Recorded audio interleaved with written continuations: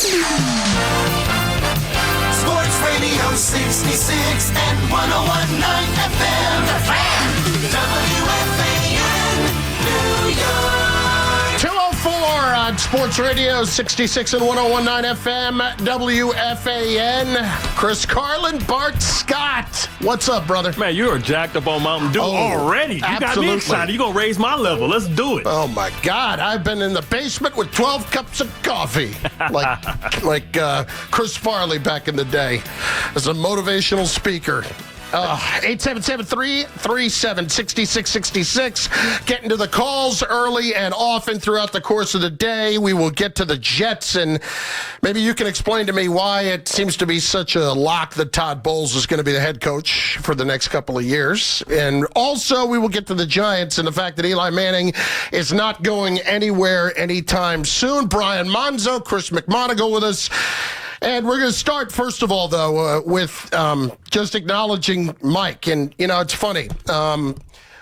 You watched what somebody's able to do for as long as Mike did it, for 30 years, at a ridiculous high level. It was pure domination in this spot for 30 years, almost 20 of which with Chris, and 10 on his own.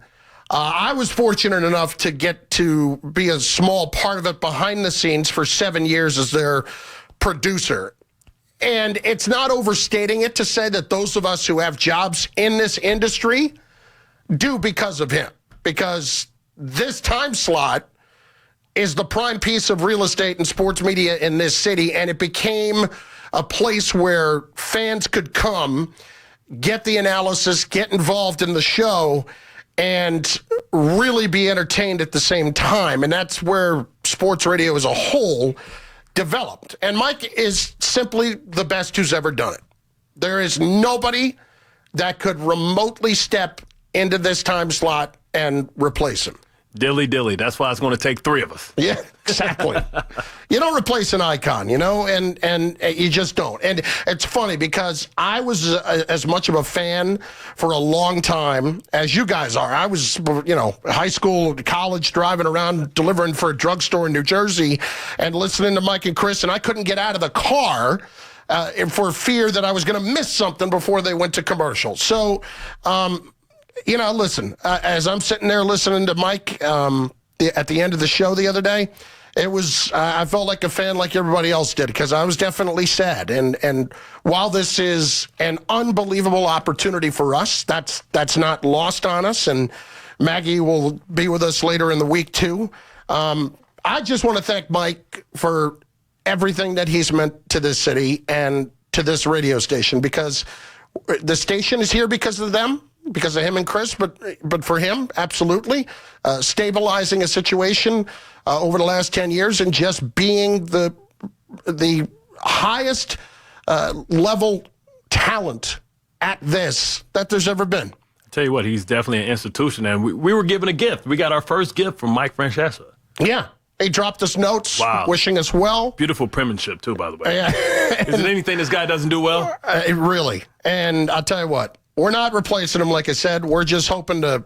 We're the people coming next. I'm drifting. You know, we're hoping to entertain, debate, and have a few laughs. So we appreciate it, Mike, and thank you for creating this opportunity for us, because that's pretty much what happened. Well, at any rate, let's get going into it. 877-337-6666. We're going to talk to Mike Pereira later in the show, and that's where we're going to start because, Bart, you know, we'll get to the Jets and Giants in a bit. Eli at 5 o'clock, but I'm watching the end of that Steeler game last night with the Patriots, and I'm just sick and tired of trying to figure out if I'm going to need a lawyer to find out what a catch is in this league anymore. I actually thought for a while that I had it figured out. I thought I understood that if you caught the ball before you crossed over the goal line, it was dead as soon as it crossed the goal line, dead play, it's over, that's a touchdown. Well, apparently that's not the case, and I'm getting so sick and tired of this crap because now you can't in any way make an assumption about any play anymore. Blame it on instant replay because I think it helps the the human error. You talk about what's a catch. I don't know what a catch is. I thought Calvin Johnson made a catch. I thought Dez Bryant made a catch. And it just continues to get more and more confusing to me about what a catch is. If the ball moves, does he lose control, completing the process? And I played in the NFL for 11 years, played ever since I was 8 years old, and I still don't understand what a catch is. To me, that was a catch. And I love to I can't wait to get Mike on so we can, debate with him what a catch was and what his opinion of it was. But you knew when, they didn't just call the touchdown. It should have been cut and dry. You go underneath the booth. You make sure that he called it. It broke the plane, touchdown. And when that didn't happen, you knew that possibly it was something fishy going on. But here's what I don't get. We keep coming back to this. Now it's once the ball crosses, the ball's dead, touchdown. That was my understanding. Right. If you catch it when you're in the end zone, you have to complete the catch, and that's all part of it. But now we have to determine when the receiver becomes a runner, and then he's in control of the football, and then we can decide whether or not it's a catch. Like for me, I actually thought a couple of years ago the Dez Bryant non-catch was not a catch. Because when he went to the ground, the ball hit the ground, and he hadn't crossed over the goal line yet. In this case, he had. And that's what I don't understand. Why are we supposed to be guessing as to whether or not a guy has become a runner when clearly, up until that very moment, he had 100% control of it? Or making a football move, right? We're talking about making a football move. So we've seen guys, Deshaun Jackson, break big runs, and right before the goal line, he drops the ball either before or after. I thought as soon as the ball crossed the plane, it was a touchdown. So it shouldn't matter that when he's going back to the ground because his knee was down, and he reached out and extended the ball and then went to the ground again, and that's when he lost control. I thought as soon as the ball crossed the plane, it was a touchdown. We see all the time guys running to the corner, reaching out, trying to hit the pylon. When they hit the ground, the ball falls out, and they lose control and possession of the ball. But as soon as it touches the pylon, it's a touchdown. So what is it? I think fans get so frustrated that we don't know, and you have professionals, guys like myself that have played for 11 years, guys that have caught footballs, and we can't explain what a catch is. The rules shouldn't be this difficult for us to interpret, to understand. I know with my eyes what a catch looks like, and that was a catch. That's what I thought. And when it's not, now when the official can come out and make that judgment that it's not, and Tony Romo's talking about how it's not, well, how are we supposed to figure that out anymore? Honestly, give me a freaking abacus, and, I'm trying to do my own slow-mo with TiVo on the TV. Where did he have it here? Did he have it here? Was it control all the way through? This is what I don't get. We saw it with the Safarian Jenkins as well. Like, when does he reestablish control? When does he lose control? The ball can move and touch the ground. I can still have control of it. I thought his hand was still underneath it. At some point, you have to protect it. So now what are we going to tell the football player, right? Never reach out and try and make the touchdown, fall down, and then just, you're down right there at the point? Yeah. Like, what do? You have to try and extend the play, and that's exactly what Dez Bryant was doing as well, trying to extend, because we all believe that when you break the plane, it's a touchdown. And look, even that, in and of itself, you look later on at Derek Carr trying to reach out, and he lost control of the ball. That was the right call. Yeah, but that is the worst penalty. That's the worst rule in football to me, because why is it, whenever you fumble the ball, why is the penalty so extreme? Not only do you lose the ball, that you allow the opposing team to get the ball on the 20. Like, you lose the ball. Nobody recovered the ball. I think when you lose the ball like Derek Carr lost it, the ball should come back to the spot of the fumble. Now, we all understand why you can't advance a fumble, especially in the end zone, because guys used to fumble on purpose, end of the game, back the ball forward. I believe that was the Raiders back in the day, Casper or somebody like that. Dropped the ball and batted it forward. I understand that, but if I fumble the ball through the end zone, why should the penalty be that I lose the ball and the opposing team gets a 20-yard, head start or a 20-yard advantage, right? To the 20-yard line. I don't mind knocking the ball back to the 20-yard line, but that's also a ridiculous rule. It's 100% a ridiculous rule. But that aside, beyond the catch and on catch, boy, Roethlisberger was just that was atrocious. That was absolutely managed so poorly. I got to tell you, that was so bad. And so he throws the ball to Juju Smith-Schuster. They get up to the line of scrimmage. Great play, by the way. Terrific play.